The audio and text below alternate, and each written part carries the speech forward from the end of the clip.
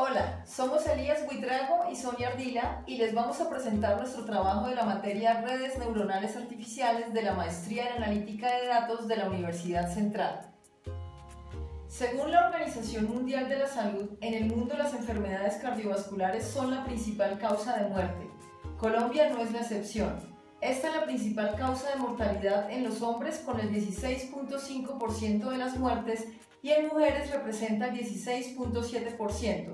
En Colombia, en el año 2016, se crearon las Rutas Integrales de Atención en Salud, las RIAS, para garantizar las condiciones necesarias para la atención en salud con dos objetivos puntuales: disminuir la cantidad de enfermos y aumentar las ganancias del sistema de salud.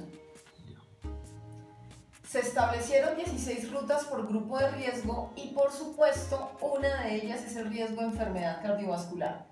Pero todas estas iniciativas funcionan si en las consultas médicas se logra hacer un buen diagnóstico. Y ahí está el problema, porque los médicos reparten su tiempo entre atender pacientes y actividades administrativas, siendo esta parte administrativa una carga a veces mayor que afecta la calidad de la atención y pone en riesgo el poder llegar a un diagnóstico acertado. El diagnóstico es el principal componente de la visita al médico y es un proceso de clasificación en donde se predice la pertenencia de cada miembro de la población a una clase. Dentro del examen físico, un componente muy importante es la narración del paciente. Por eso surgió la medicina narrativa, creada por la doctora Rita Charón, y es un modelo para humanizar y hacer más efectiva la práctica médica. Pero el enemigo es el tiempo. Los médicos no tienen tiempo para documentar y analizar las narraciones de sus pacientes y así enriquecer las historias clínicas y hacer diagnósticos más rápidos y acertados. Entonces, nuestro objetivo en la maestría es crear una herramienta que, usando redes neuronales, procese el lenguaje natural del paciente en la consulta y fortalezca el diagnóstico. Nuestra primera parada este semestre es empoderar a los pacientes, permitiéndoles identificar a tiempo si tienen riesgo de enfermedad cardiovascular y apoyar a los médicos en su labor de diagnóstico oportuno de sus pacientes, con un chatbot que clasifique a los pacientes según su riesgo cardiovascular. Así que estamos atacando un problema de clasificación y de probabilidad, ya que el riesgo en salud, según el Plan Decenal de Salud Pública, es la probabilidad de ocurrencia de un evento no deseado, evitable y negativo para la salud del individuo, que puede ser también el empeoramiento de una condición previa o la necesidad de requerir un consumo de bienes y servicios que hubiera podido evitarse. Y a nivel de análisis de datos es importante destacar que este problema de investigación se basa en una causalidad multifactorial. Por lo tanto, manejaremos múltiples X para predecir una Y, lo que implica recolectar y analizar distintos tipos de datos del paciente. En Colombia, las investigaciones lideradas desde el año 2014 por el Dr. Sprockel dan indicios del potencial de las redes neuronales para detectar la propensión a infarto agudo del miocardio en pacientes ingresados a los servicios de urgencias. Nosotros queremos ayudar al diagnóstico en la consulta médica e identificar el nivel de riesgo cardiovascular antes que se presente una urgencia. El modelo que proponemos analiza información clínica del paciente, resultados de exámenes paraclínicos y además realiza anamnesis, que es el proceso de preguntar al paciente por sus hábitos para fortalecer la historia clínica. Para entrenar y validar nuestro modelo, usamos la base de datos unificada de pacientes crónicos del primer semestre del 2017 de la ciudad de Pasto. Esta consta de 5.894 registros o pacientes y 42 variables categóricas y discretas. Dicha base de datos está disponible en el portal datos.gov.co. Aquí vemos todas nuestras X organizadas en 6 grupos. Un grupo con variables descriptivas, otro con hábitos, otro con diagnósticos ya confirmados de 4 posibles enfermedades: diabetes, hipertensión, hipertensión más diabetes e insuficiencia renal. Un cuarto grupo con antecedentes familiares, otro con indicadores médicos y un último grupo con medicación. Todas estas variables para clasificar el riesgo cardiovascular como latente, intermedio o muy alto. Entonces empezamos con EDA, Exploratory Data Analysis o análisis exploratorio de datos, para buscar posibles relaciones entre variables que nos pudiera guiar en el procesamiento de los datos. Y no encontramos nada que no fuera obvio, como que a mayor tensión sistólica, mayor tensión diastólica. Posteriormente identificamos 14 variables categóricas que transformamos con números enteros para usarlas como variables dummy, incluidas variables booleanas como si el paciente es diabético, sí o no, que se convirtió en 1 o 0. Después identificamos 23 variables con datos faltantes y de esas excluimos 5 con los más altos porcentajes de datos faltantes. Cuando buscamos reducir dimensiones después de haber visto los valores de las correlaciones en donde las variables numéricas no representaron correlaciones altas, sospechamos que no íbamos a lograr reducir el número de variables, pero no fue exactamente así. Con 20 variables numéricas, el PCA nos indicó que 13 variables lograban representar el 82.5% de la relación entre los datos. Entonces pudimos descartar unas variables, pero decidimos no hacerlo en ese momento, teniendo en cuenta que el modelo que buscábamos se relaciona con la salud humana y que en salud la causalidad es multifactorial. Pero más adelante usaríamos este output del PCA. Al tener una variable de salida categórica con los niveles de riesgo leve, intermedio y muy alto, continuamos con métodos estadísticos de clasificación usando el clustering de K-means, cuyo resultado no es favorable para el contexto salud, ya que el clúster de riesgo latente comparte la mayoría de su área con el clúster intermedio y el clúster muy alto. Entonces pasamos a usar el método de árboles de decisión con la variable de salida clasificación de riesgo cardiovascular y obtuvimos un primer árbol de clasificación con esta matriz de confusión y una capacidad de predicción del 86%. Para facilitar la interpretación del grafo y comprender el comportamiento de los datos de este dataset, hicimos una poda con el método de poda por estimación del error, podando nodos cuando el error de resustitución del nodo al considerarlo como hoja es menor al error al ser nodo. Así obtuvimos este nuevo árbol que nos indicó que la variable principal que determina un riesgo muy alto es la edad y el grupo con mayor clasificación de riesgo muy alto corresponde al género 2 y mayores de 62 años con un 32% de la muestra. De este mismo grupo, cuando se presentan antecedentes familiares, solo el 2% fue clasificado con riesgo muy alto y cuando no hay antecedentes familiares, el riesgo baja a leve o latente.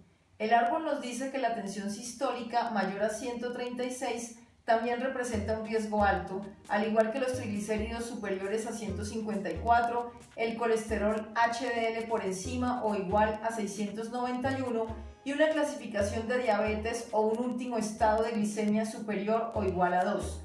Pero definitivamente las variables que más inciden en el riesgo muy alto son la edad y ser de género 2. Sobre el género 1 y 2, al no encontrar metadata ni lograr comunicación con los creadores del dataset, procedimos a descubrir qué género correspondía a 1 y cuál a 2 utilizando tablas de antropometría de los colombianos recopiladas por la Universidad de Antioquia.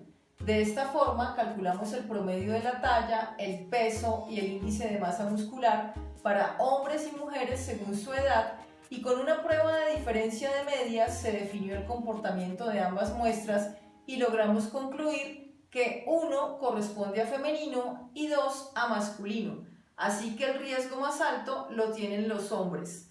El efecto secundario de podar el árbol fue que la exactitud de la clasificación se redujo a 82%.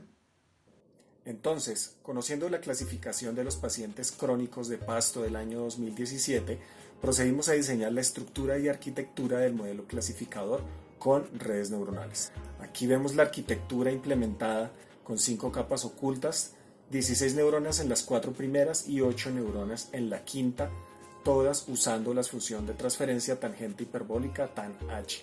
La capa de salida incluyó 3 neuronas con la función de transferencia softmax. Así que de R, en donde hicimos el análisis estadístico, pasamos a Python usando las librerías de Keras y TensorFlow para hacer nuestro modelo con redes neuronales. Evaluamos el desempeño de la red con validación cruzada. Esto es, el conjunto inicial de datos se dividió en 3 subconjuntos con 35 variables. Para entrenamiento, 3152, que equivale al 56% de los datos. Para validación, 789 observaciones, que equivale al 14% de los datos. Y para evaluación, 1690 observaciones, que equivale al 30%. La arquitectura de la red neuronal propuesta en este proyecto se obtuvo luego de una serie de experimentos. En este momento vemos un resumen de estos experimentos.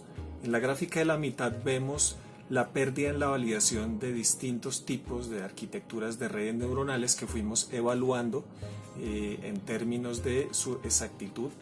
Particularmente ahí vemos cómo que a medida que incrementábamos nosotros la cantidad de neuronas utilizando solo una capa oculta, se iba incrementando el sobreajuste. La línea roja que ustedes ven en pantalla representa la arquitectura de red neuronal con 16 neuronas. Por eso fue que usamos esa capa de 16 neuronas y lo que hicimos fue seguirle incrementando capas manteniendo ese número de neuronas, que es la otra imagen que ven a la izquierda. Y ahí vemos cómo esa arquitectura número 10, que ya tiene 4 capas con 16 neuronas más una quinta capa con 8 neuronas, es la que nos muestra el mejor comportamiento en términos de sobreajuste. Claro, ya a esta arquitectura también le hicimos un dropout de 0.2 para minimizar ese sobreajuste y vemos el efecto comparativo respecto a las otras arquitecturas que tenemos en pantalla. ¿Cómo evaluamos el desempeño final? Nuevamente en términos del recall. En la parte de la derecha podemos ver la gráfica de recall y vemos que ese último puntico representa a la red neuronal de arquitectura número 10 y es la que nos presentó el mejor recall. Por eso fue la que tomamos y con la que continuamos los experimentos. Sobre el conjunto de evaluación se calcularon las métricas de desempeño, que en nuestro caso fueron exactitud, precisión, recall, F1 score, además de la matriz de confusión. El entrenamiento lo hicimos con 100 épocas, un batch size de 32 y el optimizador RMS Prot ajustado con el parámetro LR en 1/10 a la menos 3. Y la función de pérdida que se usó fue Binary Cross Entropy. Con la configuración de hiperparámetros definida, para el entrenamiento logramos una exactitud ponderada en el conjunto de datos de evaluación del 89,64%. La exactitud por clase fue como sigue: 91,3% para riesgo latente, 82% para riesgo intermedio y 85,7% para riesgo muy alto. Además, el recall fue superior al 76% para las 3 clases, latente, intermedio y muy alto. Es importante mencionar acá que el recall es un parámetro sumamente importante en este tipo de problemas de clasificación médicos. Decidimos seguir explorando nuestra red neuronal usando solo los datos de PCA y solo los datos del árbol con poda. Aquí vemos las variables de PCA. El esquema de estos nuevos experimentos está representado, como podemos ver en estos momentos en pantalla, donde encontramos una primera etapa conformada por el PCA o por el árbol de decisión. En este caso vemos el grafo del árbol de decisión, y una segunda etapa en la cual tenemos nuestro modelo de redes neuronales, del cual ya hemos visto anteriormente los resultados que obtuvimos en cuanto a su desempeño. Como ya hemos insistido en esta presentación, para nosotros en la evaluación de desempeño de nuestro modelo, el criterio más importante, la métrica más importante, es el recall. Vemos en este momento los resultados que obtuvimos al final de todas las pruebas comparativas en estas 3 redes neuronales, es decir, la red neuronal final, la que llamamos la red número 10, y las 2 nuevas configuraciones, teniendo PCA y la red neuronal y teniendo el árbol de decisión con poda y la red neural.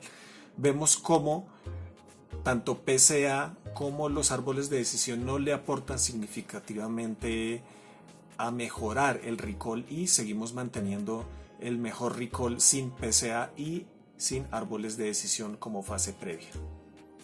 Como conclusión de esta primera etapa, podemos decir que las redes neuronales, en combinación con otros métodos como los árboles de decisión, facilitan la identificación de variables médicas relevantes y son herramientas poderosas en la construcción de modelos predictivos, particularmente en el área en la cual estamos enfocados en este proyecto, que es la cardiología. Para mejorar los resultados presentados en esta etapa, debemos superar ciertas limitaciones encontradas. Quizás la más importante, la cantidad de datos, la poca cantidad de datos.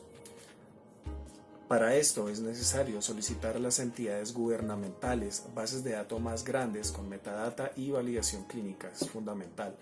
Mientras eso se logra con los datos abiertos en el país en temas de salud, que estén más actualizadas y que sean bases de datos de poblaciones más grandes, debemos explorar técnicas más avanzadas de imputación de datos, así como métodos de selección de variables más avanzados y con pocos datos, como lazo, por ejemplo. De esta forma podremos optimizar los hiperparámetros de la red neuronal para perfeccionar nuestro modelo. Muchas gracias.